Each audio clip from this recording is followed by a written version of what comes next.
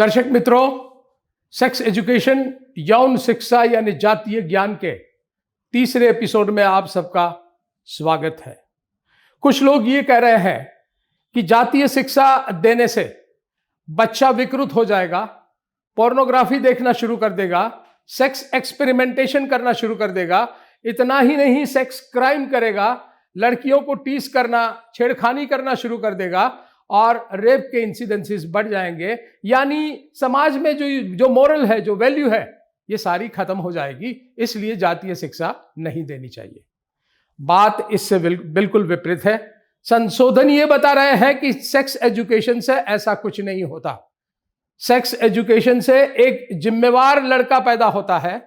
Sex education से लड़का लड़कियों को सम्मान की ओर से देखता है और सेक्स एजुकेशन की वजह से इव टीजिंग, लड़कियों की छेड़खानी और रेप के जो इंसिडेंसेस है वो कम होते हैं।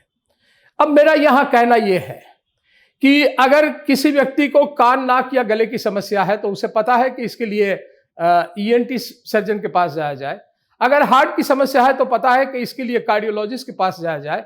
अगर पेट की समस्या है तो पता है कि इसके लिए गैस्ट्रोएंटरोलॉजिस्ट के पास जाया जाए। तो इसी तरह से अगर सेक्स की समस्या है तो कहां जाना, उसे कोई पता नहीं है। इस वजह से क्या होता है, या तो युवा सेक्स का ज्ञान अपने दोस्तों से लेता है, कई बार वो दोस्तों से बात करने में झिझकता है, फैमिली डॉक्टर से बात करने में भी झिझकता है।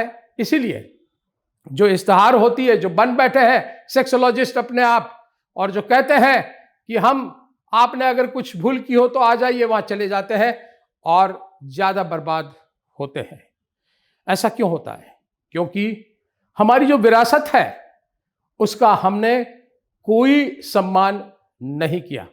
हिंदू धर्म में यह कहा जाता है कि ब्रह्मा जी ने सृष्टि का सर्जन किया और सृष्टि के सर्जन के बाद ब्रह्मा ने धर्म, अर्थ, काम और मोक्ष, यानी काम को उतना ही महत्व जितना धर्म, अर्थ और मोक्ष है को दिया था, ऐसा ब्रह्मा जी ने दिया।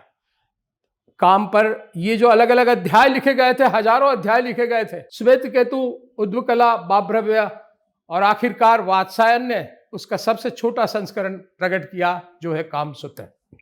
वात्सायन से लेकर वर्जीनिया जॉनसन तक के सारे सेक्सोलॉजिस्ट ये कह रहे हैं कि यौन शिक्षा अनिवार्य है और ये युवा वर्ग को, बच्चों को देनी चाहिए।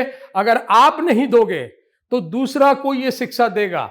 और संशोधन ये कहते हैं कि 12 साल से कम उम्र के बच्चे, लड़के और लड़की में 20% से ज्यादा उनका जातीय दुरुपयोग होता है उनके ही वडिलों के द्वारा, और इसकी वजह है सेक्स एजुकेशन नहीं देना। ये लोग सेक्स एजुकेशन देने के बहाने ही उनका जातीय दुरुपयोग करते हैं और कई बार उनके साथ क्या हो रहा है वो उनको पता नहीं होता है। ये सारी बातें देखते हुए और पंडित जवाहरलाल नेहरू ने 1930 में मैग्नस हर्सफील्ड, जो जर्मनी का सेक्सोलॉजिस्ट था, उसे इलाहाबाद में वक्तव्य के लिए बुलाया था। लेकिन उसके बाद हमने सेक्स के बारे में सोचना छोड़ दिया।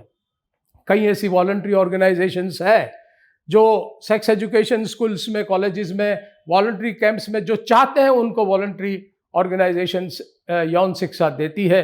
बाकी अधिकृत रूप से यौन शिक्षा नहीं दी जाती है। मैं ये चाहता हूं, क्योंकि 2014 में ये कानून पास किया गया कि यौन शिक्षा नहीं दे दी जाए, लेकिन योग शिक्षा दे दी जाए। योग शिक्षा बिल्कुल स्वीकार्य है, लेकिन उसी तरह से यौन शिक्षा भी स्वीकार्य होनी चाहिए। और मैं ये संशोधनों और दावे के साथ कहता हूं कि इससे समाज विकृति की ओर नहीं जाएगा, संस्कृति की ओर जाएगा। वही संस्कृति जो हमारे मंदिरों के बाहर है, खजुराहो में है, कोणार्क में है, इसी संस्कृति की ओर जाएगा। लेकिन अगर अधिकृत रूप से जातीय शिक्षा दी गई होगी तब, वरना पोर्नोग्राफी देख के वो बिगड़ जाएगा। और ये पोर्नोग्राफी अभी तो फिंगर टिप दूर है, ये सेक्स एजुकेशन का माध्यम कतई है ही नहीं और हो भी नहीं सकता है। इसके साथ मैं आपसे विदा लेते हुए अगले गुरुवार फिर से मिलूंगा। वहां तक के लिए धन्यवाद, नमस्कार।